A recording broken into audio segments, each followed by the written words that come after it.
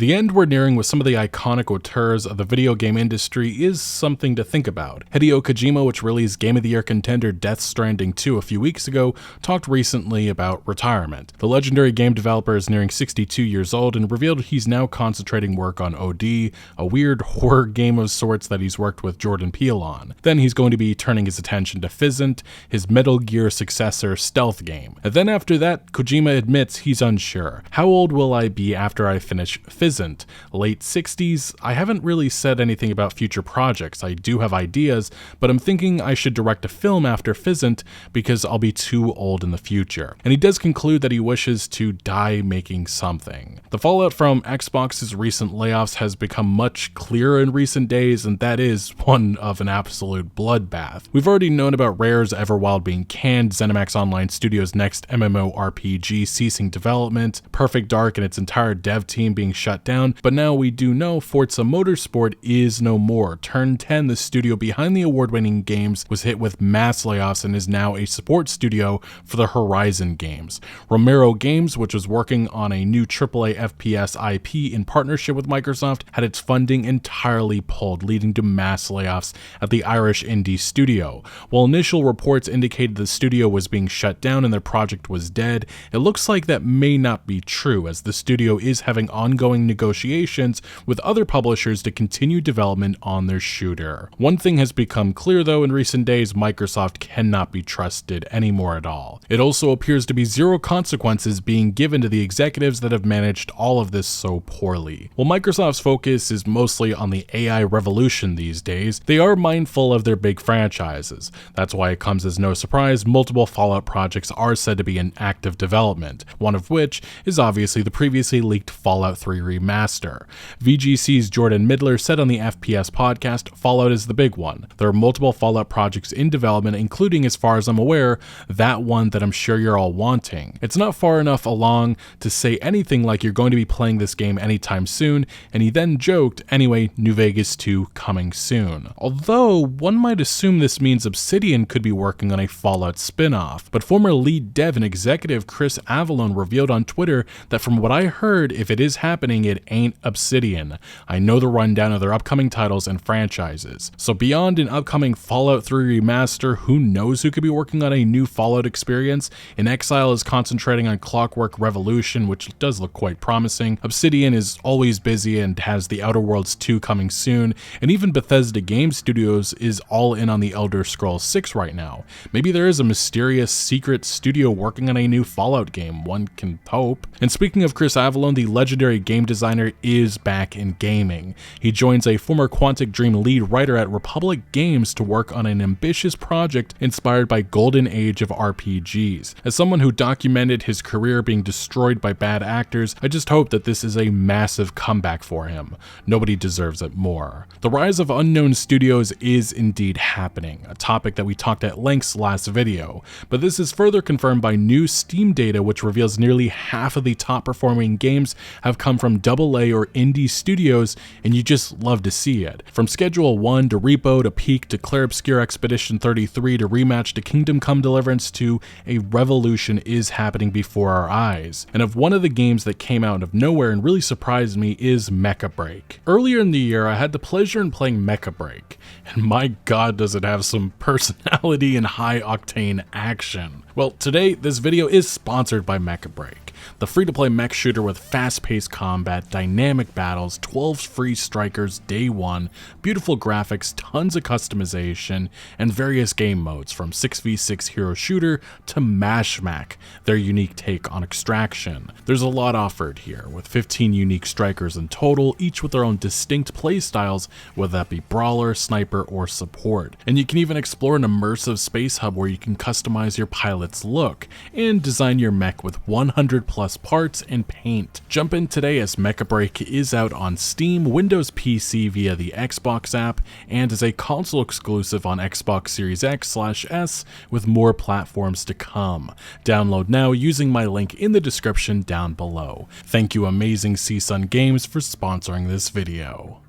Ghost of Yotei days ago got a full presentation state of play, and my feelings are a bit mixed here, and that largely has to do with the lackluster story premise of Revenge, which almost seems identical to another Western open-world feudal Japan game that released back in March. I have to believe the premise is just that, and there's more below the surface. Fortunately, the environments once again look visually stunning, and it does look that the open-world formula has seen a number of improvements, hopefully enough to not repeat the repetitive nature again that I felt with Tsushima, which really hampered the game for me. Sony is betting big on Yotei this fall, and as a fan of good games, I hope Sucker Punch defeats my concerns and makes Atsu's tale one to remember. The Last of Us TV show was supposed to be a juggernaut. After season 1, there was a belief it was headed that way, and then season 2 came about and did a far worse job than the controversial sequel game did with its direction. There was a cool zombie battle that didn't exist in the game, but that doesn't make up for how badly they butchered the character of Ellie and her mission of revenge.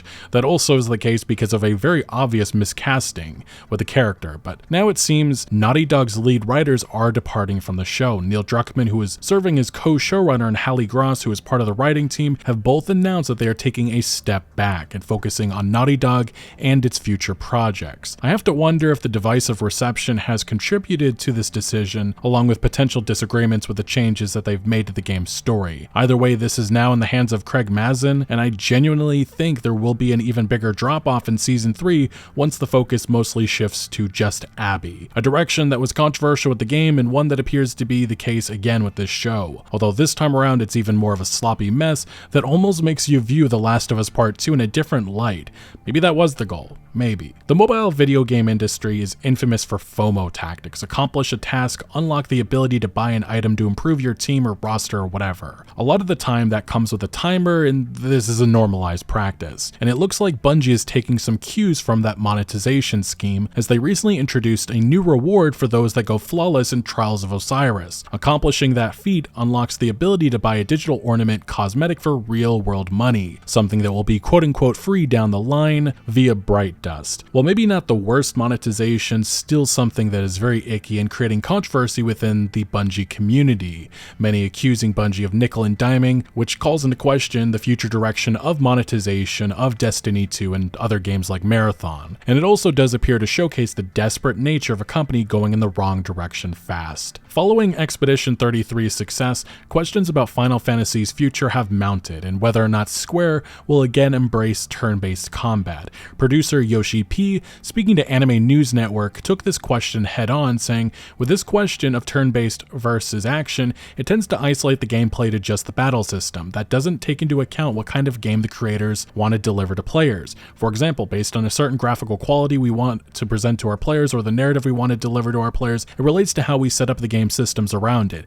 This includes the battle system, game design, and gameplay feel. It's not a clear-cut answer whether it will become all turn-based or if it's going to become more action-based. I'm not necessarily going to be on Final Fantasy 17, so we also don't want to obstruct or limit our future director or whomever will be producing the games like 17 or even 18. We don't want to put them on a rail." And I think that answer makes the most sense, not chasing what's popular but embracing whatever the vision will be with the next game. I do think these newer Final Fantasy games stand at a point in which longtime fans want to see more, and 16 was not that. For a lot, it felt like a step backwards. It lacked the uniqueness, complexity, and creativity necessary to make an impact, one that this franchise has been known for. And so just make it like Expedition 33 doesn't really solve the many issues players had with 16 and what led to that game being a sales disappointment. When former director Jeff Kaplan took the BlizzCon stage a number of years ago talking about Overwatch 2, he made clear that there was a strong PvE focus, and that was the real reason for this sequel's existence.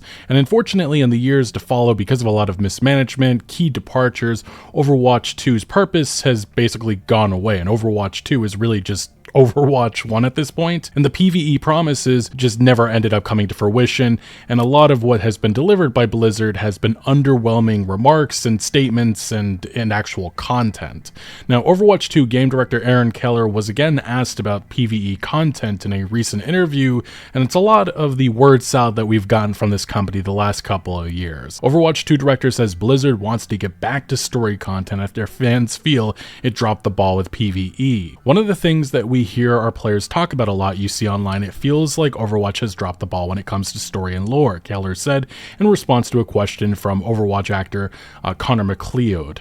You kind of see that. We used to put a few more of the big animated shorts out than we do nowadays. To speak frankly about it, we did have a big plan to go after story in the game. That was the PvE side of it with the campaign and everything like that. That didn't work out. So it was kind of a bit of a reset for us when that happened. We'd like to get back to it. I think one of the best parts of Overwatch is the universe and the characters that are there. That's definitely a goal of ours to get back to it. There's been a bit of a step backwards than we had to take in order for us to be able to start moving forward on it again. And while many people may be thinking, okay, maybe they're going to get back to the original vision and promises that were made with Overwatch 2, that's not the case. The hinting seems to be that Blizzard's probably going to deliver maybe more shorts, or what we've seen with other franchises, a TV show. And this is one of the ideas that many fans have introduced, but I think a lot of Overwatch 2 fans just want Overwatch 2 to be what it was initially announced to be.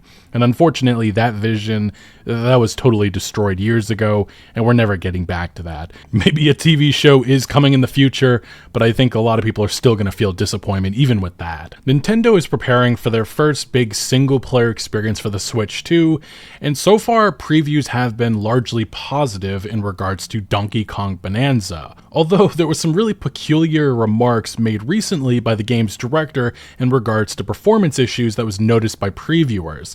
Specifically, this was picked up by VGC, but the director has said that he's aware of occasional performance issues spotted by the press and said the development team has prioritized fun and playability. Nintendo's Kazuya Takahashi was asked about the frame drops the interviewer noticed when playing it. There are several factors to consider, he responded. First, we intentionally used effects like hit stop and slow motion to emphasize impacts. Second, we used voxel technology that are times when there are major changes and destruction in the environment. So indeed, this sounds like high intense moments. And he responded further saying, we're aware the performance may drop slightly at these times. However, as you say, overall the game is smooth, and at points where large scale changes occur, we prioritized fun and playability. And that's just a weird, admission to make in regards to performance. And honestly, it really is going to depend what we're talking about. Is this just a couple FPS off of 60 where it's barely noticeable, or is this something that, it takes you out of the experience? There's a big difference, and that won't become clear until the game finally does release. But it doesn't sound like Nintendo's going all out with fixing this issue per se, but we'll see what happens in regards to that. Now, I would argue that Nintendo has some other bigger issues on the horizon. Specifically, we have seen some legal action in Brazil, which could change the video game industry as we know it and set a new precedent for EULA terms. See, Nintendo is facing legal action over the ability for them to break Switch 2s whenever they want. And this was brought up by Brazil's consumer watchdog, who is challenging Nintendo over the EULA terms that allows the company to ban consoles from online services. The Sao Paulo branch of Brazil's Consumer Protection and Defense Program requested changes to Nintendo's end-user license agreement, calling certain clauses abusive under Brazilian law. And the main concern is Nintendo's ability to permanently restrict access to services like the eShop and online play if they believe someone has violated its terms, including by using unauthorized accessories or pirated software. And the specific portion of Nintendo's EULA which is catching the attention of this watchdog is, you acknowledge that if you fail to comply with the foregoing restrictions, Nintendo may render the console and or the software permanently unusable in whole or in part. Now, one of the big problems that we have seen in some notable stories that have gone viral online is people unknowingly buying affected second-hand consoles. Essentially what this means is that individuals are buying these consoles unaware of the prior history of said console, and there's nothing these individuals can do. And there is actually some stories that have gone viral of this in which people have acquired these consoles and then they load it up and find out the use of online services on this console is currently restricted by Nintendo, and this creates a nightmare of having to go back and forth with Nintendo support. And again, this has happened multiple instances online with stories going viral. And these EULA terms aren't something that is exclusive to Nintendo. Many of the console makers, Xbox and PlayStation, have identical rules, and challenging this, again, would set a new precedent. Now, it is worth mentioning that this consumer watchdog is saying that canceling subscriptions or services without explanation violates consumer protection rules.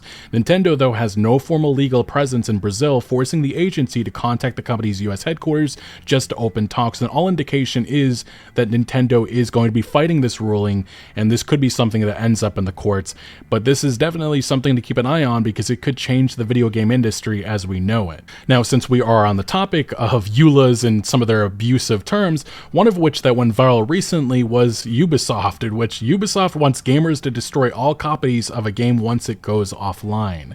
Some people have indicated that this EULA change was something that was made about a year or so ago, but regardless, it has gone viral recently, and especially with the initiatives like Stop Killing Games, a lot of this is just very notable to the ongoing legal action happening in certain countries and territories around the world. And yes, Ubisoft did update its EULA to avoid potential legal issues by discontinuing support for its games. The EULA now states that the company reserves the right to stop supporting a game at any point for any reason.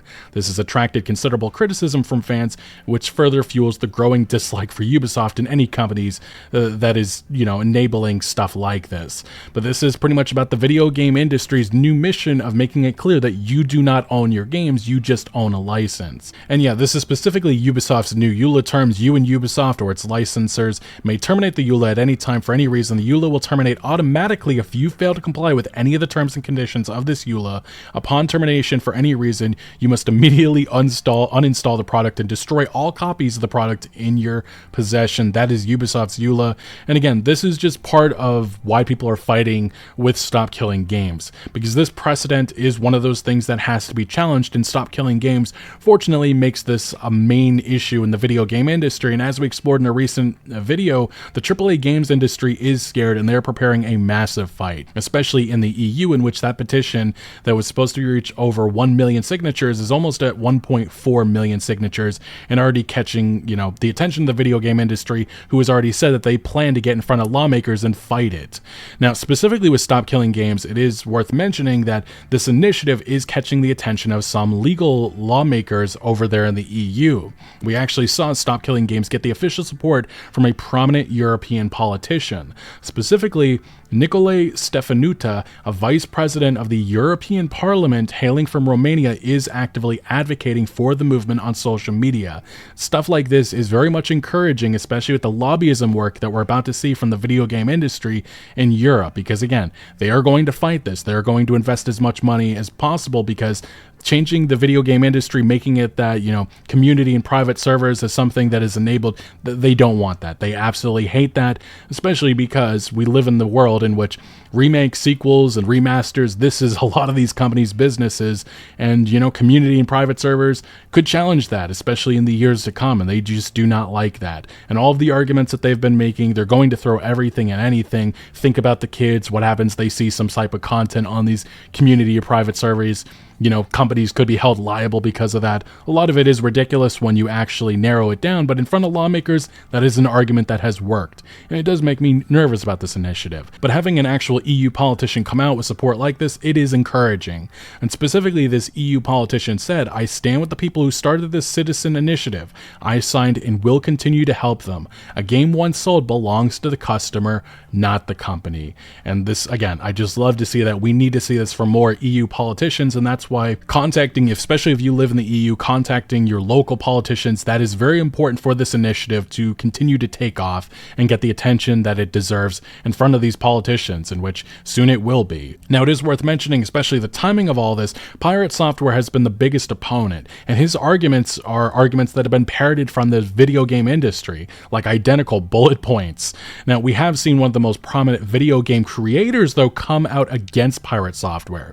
This is the Minecraft creator himself, Notch, who took to Twitter just recently saying, "Hey guys, just got back to gaming after a brief break. Wait, why is there a Nepo baby doubling down over there?" And he is specifically referring to PirateSoftware and his history, or his family's history, over there at Blizzard Entertainment. Now, Notch took this up a notch by responding to some individuals on Twitter who said that Minecraft creator Notch has made fun of PirateSoftware for the streamer's ridiculous stance against the Stop Killing Games initiative.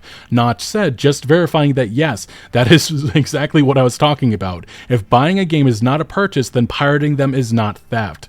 And somebody responded saying, "I agree with that, but I think forcing developers to give up servers or keeping them up even if they're not profitable is terrible and going to hurt gaming." Notch responded saying, no, we want them to stop using the servers. Somebody then responded, "What would be the appropriate approach to multiplayer games if we decide to stop using servers?" Notch politely asking. Notch said, "Host your own servers. This is what all games used to do." And since they still are doing various experiences over the years. And there's a reason why so many of these, games that, came out 20 or 30 years ago are still, continuing on. And it is because of communities, private servers. And then even you can look outside of that to modding experiences, which have made a lot of these games what they are to this day, especially single player experiences. So communities, private servers, there's a history there in which success is notable. And this is why these companies want to fight all of this tooth and nail, because they recognize that history, but they also realize that lawmakers are ignorant of this fact. And that's why you can make dumb arguments like, think about kids, think about them seeing content that they shouldn't be able to if they go on a community server, and their parents could hold the company liable. But these are dumb arguments that get in the way of the reality of which, these companies could easily disregard any liability by just having a notice saying that if you're going to get on a community or private server, you're responsible for whatever you do, and they cannot be held responsible, which I think anybody who is behind the Stop Killing Games initiative fully supports that position. Now, Notch did double down further on his criticism of PirateSoftware when somebody asked, where's the evidence that, Pirate is a pathological liar? And the whole WoW drama is actually the proof that he's won. And again, PirateSoftware, with this whole Stop Killing Games initiative, there's been some past scandals over the last couple of years that people continue to bring up when they talk about Pirate. And Notch did respond to this tweet saying, hearing him talk about programming convinced me. I happen to understand programming on a fundamental level, started programming at 8 years old and never stopped. Him defending obvious foot guns with factually incorrect statements feels very Billy Mitchell to me. Although in Pirate's case, I believe he genuinely has no idea he's wrong. Shame his ego won't let him learn and actually become good. And if you are unaware, there have been some coders, game developers that have called out him with his experience in the video game industry, in which they have said that he has exaggerated what he, his qualifications as a game developer, in which a lot of his qualifications are just in QA, and there seems to be a lot of disagreements with the role of QA in the video game industry and whether or not that's considered game development work. Either way, a lot of people just believe that Pirate has overinflated his position drastically over the last couple of years, and that's why individuals like Notch and other game developers have called him out in recent days. Now, PirateSoftware, in regards to his criticism of Stop Killing Games, every single time he has doubled down, and just the other day he was asked if he was going to apologize, and this is what he said on a recent stream, and it really shouldn't be surprising. Put up a video saying you were wrong with every situation and the internet move on. I am not doing that. I don't give a fuck. Yeah, simply bend the knee and lie about how you feel and everyone will stop bullying you. That's a great idea, dude. Yeah, no, eat shit. Like I said, he's going to double down. He is very firm in his perspective, and he said it from the beginning when he criticized Stop Killing Games with a very misleading argument 10 or so months ago. This is his position, and he isn't wishing to hear other arguments because he believes he is right and everybody else is wrong, no matter what is being said. Now, I do take issue again with him saying that people are just going after him, when in reality, it's just actions, consequences, and this is very much just that. He has said a lot of wrong things, and a lot of people have called him out because of that. Now, perhaps one of the biggest games coming in the next couple of months is the new Battlefield experience. And this is a new age for DICE, as Vince Impella has taken over. He is now the head honcho in charge of this franchise, and we've seen a lot of veteran DICE developers leave over the last number of months and years. And this is especially notable because of the big failures of Battlefield 5 and Battlefield 2042, which really went away from the DNA of this franchise and what people wanted from a Battlefield experience. Now, with Battlefield 6, we have seen that from the closed alpha testing and some of the leaks that have emerged, it is looking promising, although some of the recent reports that have now come out definitely puts a lot of negative attention on this franchise and whether or not Battlefield 6 may be going down a similar road to what we just saw with Battlefield 5 and 2042, unfortunately. And a recent report from Ars Technica definitely raised eyebrows. What's wrong with AAA games? The development of the next Battlefield has answers. EA insiders describe stress and setbacks in a project that's too big to fail. And as PC Gamer summarizes, apparently Battlefield 6's budget has reportedly ballooned past $400 million. Its campaign is said to be far behind multiplayer. said to only be about 6 hours long right now. Major features are undecided as the project enters alpha, and EA suits are setting sky-high expectations that its own developers don't see as even remotely realistic, which sounded like a lot of the red flags that we saw with 2042 and even Battlefield 5 before it. And specifically though, what EA's executives are expecting, or what they hope for, is 100 million players. That's the player count targeted EA established for Battlefield 6 over a set period of time that included post-launch, according to Ars Technica. Obviously, Battlefield has never achieved those numbers before, an EA employee told Ars Technica. It's important to understand that over about the same period, 2042 has only gotten 22 million. Even at the peak of the series powers of Battlefield 1, as the employee notes, it achieved maybe 30 million plus. So definitely EA is making sky-high expectations that feel unreasonable, but it has been said that the reason why they have this strong sky-high expectation is because of the new Battle Royale mode, which is going to be free to play, and I guess they're hopeful that it is going to take off to the levels that we've seen of the likes of Fortnite and Call of Duty, and I just feel like that is setting up DICE for failure, but we'll see what happens in regards to that. I think just having a functional, really good product day one should be the goal and the focus, but this is Electronic Arts. We've already seen that the CEO, when he was talking about, Battlefield 6, he called it a tremendous live service, and he was specifically highlighting the fact that it's going to make them lots of money, and I just feel like that's the wrong messaging to have of experience like this, but Electronic Arts, they are just notable for these tone-deaf remarks, and it feels like it is only continuing. Now, what's even more alarming about this experience is the fact that the class system, which came under fire with 2042, is again a massive topic of discussion, and this is coming from PC Games N. Battlefield 6 classes split opinion. EA has seen the suggestions. And if you're unfamiliar, EA caught a lot of flack for Battlefield 2042 when it launched, and one major reason was the game's specialist system. The mechanic completely annihilated the series' traditional classes, turning them into a hero shooter-inspired mess that the community quickly rallied against. Again, the goal with this franchise, especially 2042, was to broaden the audience, make sure as many players can come in, and I guess that was the hope with it, and it backfired badly. Now, as of right now, the upcoming shooter's class system is said to be split into two halves, class-defining and customizable. Class-defining aspects are signature weapons, gadgets, and traits that give you distinct bonuses, acting as a reason for you to play within your role, which is very key for a Battlefield experience, or at least past entries that were successful. Now, for the customizable side, this means that you can absolutely use any weapon you want with any class. When EA revealed this system earlier this year, however, it did not go down well. A large portion of the community wants to go back to class-locked weapons and gadgets with the Battlefield 6 release day to make each role feel truly distinct. And this is where Battlefield was at its best, and Battlefield DICE just doesn't seem to be too interested in that. In its newest blog, EA recognized the complaints around classes, but doesn't commit to changing the system again. They feel like this is how they're going to broaden the audience and bring in more players, and that is the goal. And that definitely makes me nervous with the decisions that are happening with this experience, but they said, "We have seen the suggestions. We are keeping these in mind in our discussions as we aim to connect new and veteran players." And I think those remarks specifically there tell all. EA is listening, sure, but they definitely sound like they are set in their ways. And we've already seen where disagreements over gameplay mechanics and features has backfired, badly in the face of DICE and this Battlefield franchise in the past. And I'm not specifically talking about the class system, I'm also talking about time to kill. That was a massive topic of discussion with Battlefield 5, and it took them forever to get that right. And a lot of the time we saw DICE disagreeing with the community, and it led to this experience, or that experience specifically, falling on hard times until eventually they bought, but it was way too late in the development of that game or post-launch. So we'll see what happens with Battlefield 6, but remarks like this are not encouraging at all. But this is what this franchise has become known for. The disappointment and tone deafness has become a staple of this franchise, unfortunately. But anyway, a lot going on in the video game industry, a lot of big experiences on the way. What do you make of the news stories that we talked about today? Let me know your thoughts down in the comment section below. But thank you for watching. Make sure to leave a like if you did enjoy this video, or if you found any informative value. Consider subscribing for more videos like this, and I'll see you later.